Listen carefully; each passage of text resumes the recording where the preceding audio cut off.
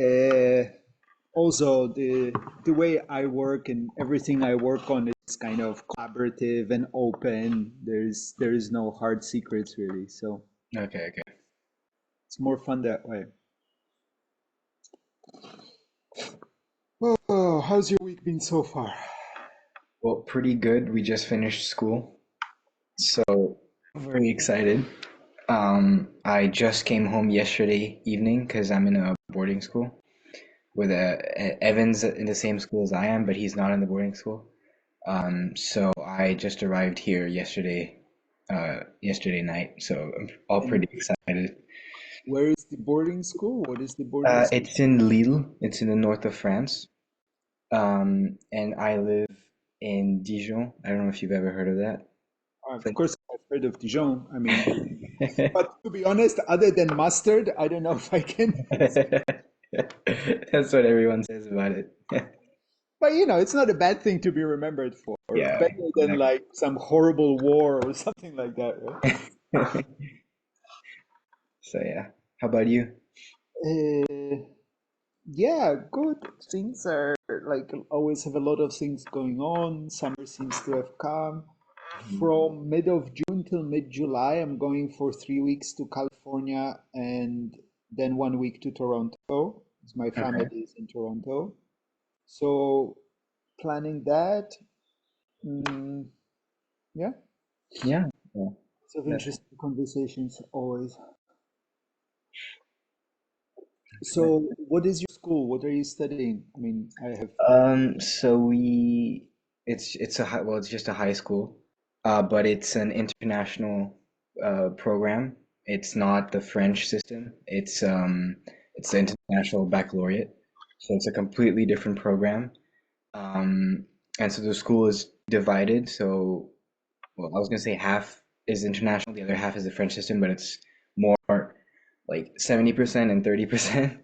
So, So they teach in both systems. yes, so the school teaches both systems, Interesting. but it still has an international focus on it. So even in the French system, half the classes are taught in English, And and the other half is in and French. practically, what does it mean for you as a student to be in one side or the other?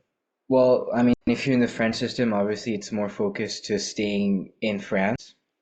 But if you do But the like, is it just different subjects or like you have to oh, well, different? it's a completely different structure as well entirely.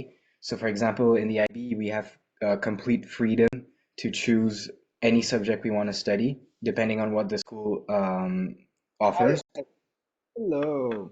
Hello, me. Thanks. And then in the French system, there's a lot. It's a lot stricter. So if you want to do something in engineering, you're gonna have to choose these specific subjects rather than anything else. So Just there's talking about your school. Neil is giving me an overview of how your life is. Right, Uh, okay. and in terms of exams and stuff like this, I guess at the end the exams are different depending on which Yeah. system. So in the French system, they have a lot of oral exams. Ah, So right now, I think, and also, which is coming back. I don't know if you guys saw this, but now with AI and all of this, professors are trying to figure out what do we do Yeah, with this. So oral smart. exams are coming back, it seems. so Yeah. yeah, I mean, it's a big thing in their system. So it started, I think, a week and a half ago, 2 weeks. They still have the 6 weeks of exams now, but it's pretty spread out. Um, but yeah, they have more oral exams than written exams. So yeah, we have we only have like two oral exams, and the rest are Mm. Right. written. Ours are much more condensed. Like we have everything packed into 1 month with sometimes multiple exams a day, whereas they carry them out over, like you said, 6 weeks, I think it is. Yeah. Mm. It's fun. Uh, oh, it's been a while. I'm 52, so your reality. We're how old are you guys? Just out I'm of 17. 17, yeah. yeah, so we are 30 years with change apart. Hmm. I'm getting flashbacks. It's was my school was my big disappointment because I was good in school and I was like good at writing exams, and then I graduated from university and I was like, world, here I come, I'm good at exams, I graduated with distinction, I'm gonna do great. And the world didn't care. Yeah. It took me like 5 or 10 years of disappointment that those amazing skills at exam writing that I spent so many years perfecting were completely irrelevant in the real world. Yeah, it kind of frustrates me with what we're doing now. Like we spend so much time and effort into kind of perfecting these skills, and it's not like who cares? I can do university level calculus. Well, I mean, It the, is useful. It does have applications, the but contents is useful. mm, Also remember that things like this, it's not just about the actual skill, it's about stretching your mind. in the learning process and The problem learning solving. process, learning how to learn is the most important thing. Mhm. And this is actually the biggest problem is that a lot of people leave school hating learning, Yeah. right? Which is, and that's why homeschoolers and such do so well because they learn what they want. And it's like, I don't know, somebody will spend a year learning about Beatles. Who gives a shit about Beatles? But they love learning. They learn how to research. Yeah. They learn to just dive into a topic as deep as they can go by themselves. And that's the most valuable skill. How much Mhm. collaborative stuff do you get to do? Projects together and stuff. Uh, I Not think, yeah, not too not much very much, because no. it's a lot. It's mainly focused on autonomy because one of the IB's like focus is to prepare students for university. So that's why depending on the level of the subject you choose to take, it's harder or well easier. But the entire point of the IB is to prepare you for university, so it focuses a lot on autonomy. So the teacher kind of just gives you something to work with, and you have to figure out on yourself the rest. Occasionally we'll have like a make this presentation with a partner, but that's That's or about just as far as discuss it it with goes. someone, but that's really the most. It's like the whole school system. So I've been going through in my life studying like kind of studying different parts of the matrix. Like what is this world that we live in made up on, right? Mhm. And the Yeah. school system is a key part of the matrix. And then you read these books and it was designed in the 19th century, right? Like what's Yeah, the it's basic true. form of school teaches you? Sit down, shut up, do as you're told. There's one person at the front of the room and you have to obey them. It's true. Great, like is this Yeah. the society we dream of?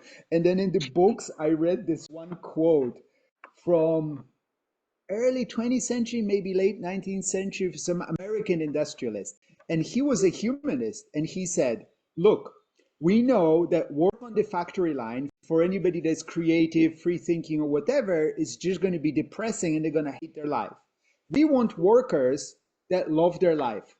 So we need the school system to beat out creativity, free thinking, and all of this out of people at a young age so that when they come to our factories, they can be happy workers. Fair enough. Yeah. Yeah, You're honestly, like, oh my I God. can definitely see how that exists. So, So, anyways, here we are to go in the completely other direction. So, yeah, I don't know. I don't really have a plan for this call. I think it was more just kind of for us to hang out, for me to understand what you guys are excited about and whether it makes sense for us to play together. Uh, I don't know what the plan is. I think Brent, your father is designing it, but yeah, I mean, like, I don't know. Ask me some questions. Tell me what you're excited about.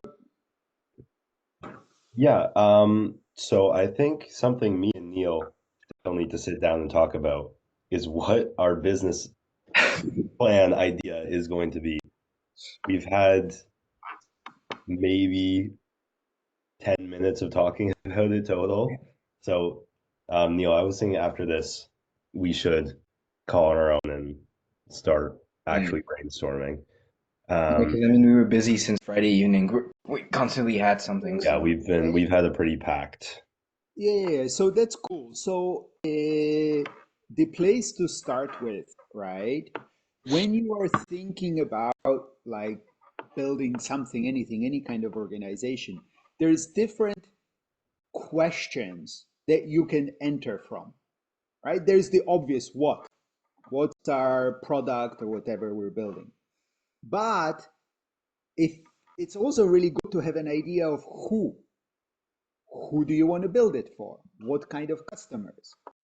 And you have a who because it's two of you guys, but maybe your who is bigger. Maybe you have some other friends that you would like to work with. There is the why, right? Why are you building it? What change do you want to see in the world? Or, like, what would you like to learn?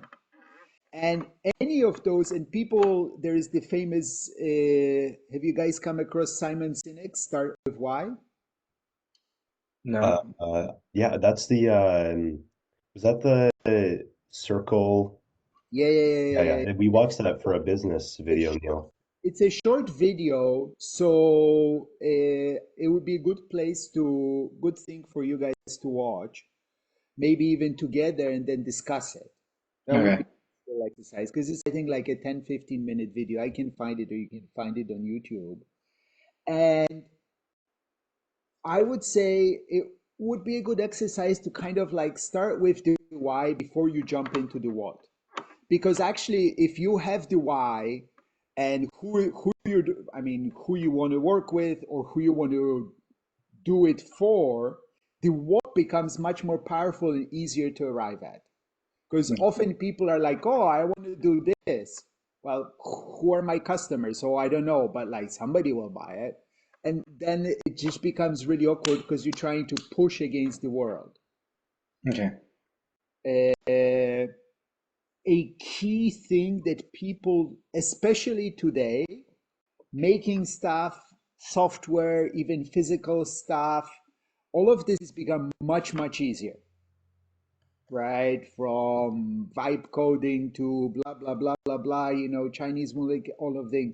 But actually getting people to buy stuff or to use your stuff is much, much harder. So that's why coming in and starting with, I have this group of people, or like me and the 10 of my friends, we really need this kind of software to help us coordinate or da da da. And I know I would use it, and I have 10 friends who I can get to be the beta testers. And Okay. what should it be? Right? That's an easier way because I already know who my clients are. And I can talk to the 10 of my friends immediately, right? To say like, oh, I'm thinking of building this thing. How would you work? Right? Okay. Rather than building something and then trying to figure out who might use it. Okay. Okay. Right. So that is, yeah, like don't over focus on what you want to build, and be aware that the how to get it into people's hands and such is the hard part. Okay. But tell me a bit, like, what are your guys' interests? What are your passions in life? I think one thing Neil and I have pretty strong in common is we're passionate about environment, Yeah. um, which I could see whatever we do possibly going in that direction. Um, Personally, I'm pretty passionate about politics, and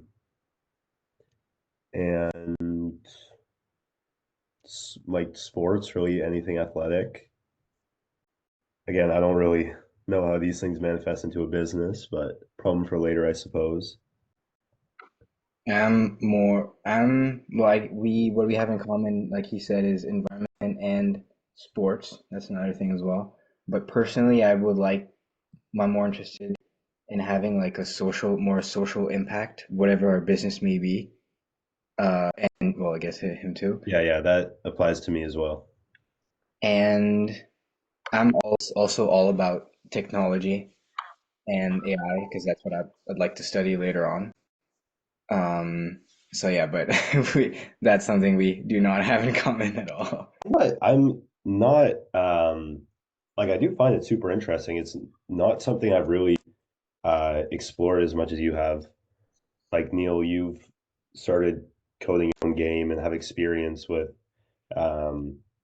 like actual coding, like JavaScript type stuff in the past, Yeah. which I don't. So I would not be against it. I just kind of need to Yeah, maybe yeah, dive into it more. yeah. So I can tell you, I mean, everything around environment and regeneration, I can be a big source of ideas and inspiration for you. Sports, zero. I'm sorry. Like it just kind of runs in family. My grandfather didn't watch sports, my father didn't watch sports, and I'm really clumsy. I like to say mind smart, body dumb. So there I can't be, I mean, at a high level, I'm happy to bounce ideas, but I'm not going to be a deep source of inspiration there. Politics, also not so excited about. I'm more about building new systems, but can bounce ideas off of. Software, I have, I mean, I did my undergrad in computer science in Canada.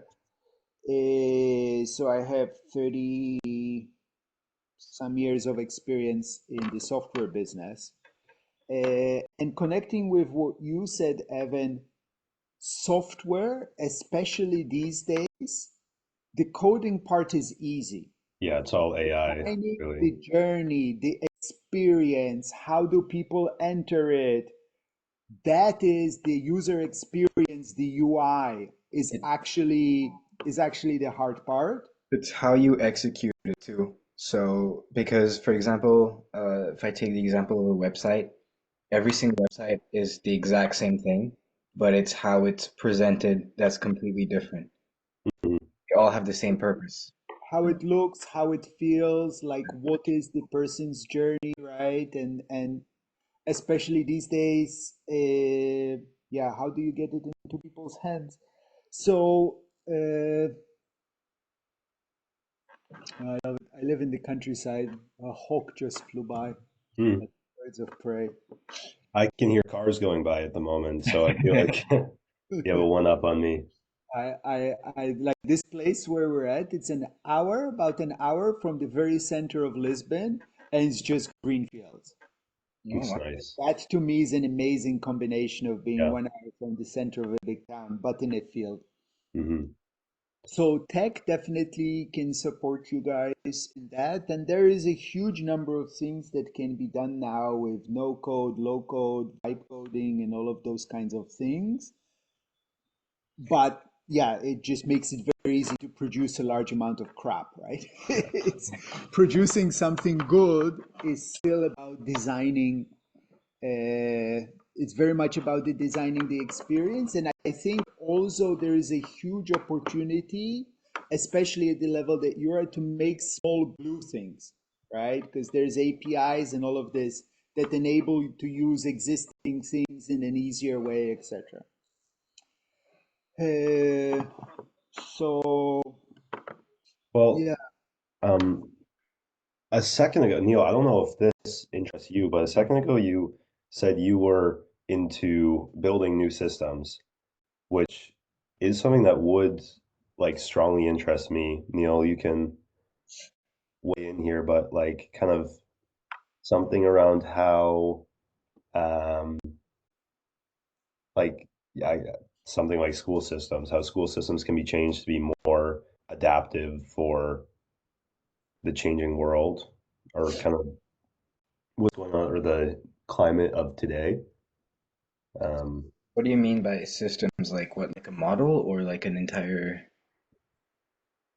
like, like I understand that as the way we do things, like the way we're taught in school and how it's one person at the front and sit down and shut up and oh, uh, okay, sorry. I didn't know what you meant by something like a judicial system or the human systems. I think what Demen means is the bigger human systems, not the technology systems. Yeah, sorry, I was focused on that. I didn't know what you meant. Okay. is that what you mean as well, Victor?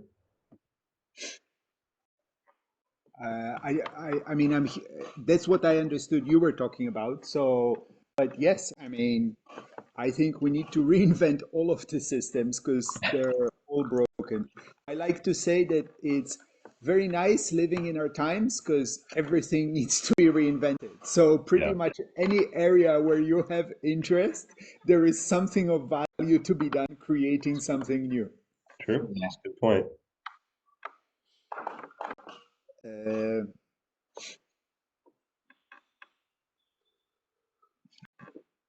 so in terms of working together, I think, yeah, definitely in environmental tech, inventing new systems, all of this, I can support you guys, act as a sounding board. I think for me and for you, what I would really highly recommend is this idea of building public. So just share all of your Sure. journey.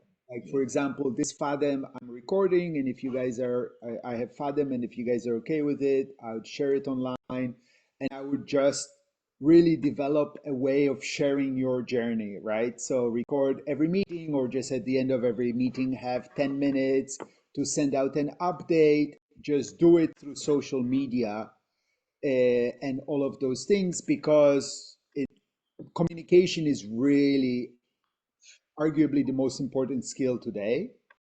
This way, you bring people along on the journey and you get a lot of interest and da da da. You guys, you always have to play to your strengths. And you guys are young guys engaging with the thing. People like to help young people, right? So you don't have a lot of expertise, a lot of knowledge, and a big network. But if like for me, for example, one of my most inspiring projects is the ocean cleanup. Did you guys come across that? Uh, seen a number of individual ones, but So there is this big ocean cleanup project, and they're making this boom for going through oh and yeah, I've seen, and they wrap it all up, and then from yeah, high school. Yeah. He was Yeah. like 14 or 15 when he launched it, right? And he was just like, what the fuck? Come on, humanity, we can do better. And now he's taken it and taken it to university. He's raised tens, if not hundreds of millions for the project, but he started as a high school kid and he was just communicating well and being inspiring, and people rallied behind that. There's Greta, but my understanding is Greta had a really good marketing agency behind her. And things like this. So yeah, learning how to share your journey and communicate it and using that to build network support, pull in people into it, I think is really important, really smart, and it's more fun that way too. Because even if like your business is, it's a grind, large chunks of it, and sometimes nothing moves, but you post and you get a few comments, and people are like, "This is really cool, really excited about what you guys are doing." It gives you energy. This is a key thing in business, right? And a key thing, I guess you guys said your school teaches you autonomy, so that is useful of how to build your own energy and keep on going when there isn't an exam at the end, there isn't a school teacher structure and all of this pushing you through a program, right? You have to develop the program and energy yourself. And I think if you have this kind of build in public, you do regular social media posting, da da da da da da, it can help with that, right? To keep yourselves motivated. Are either of you guys like, what is your guys' social media or? uh, I have accounts, but I never post on it.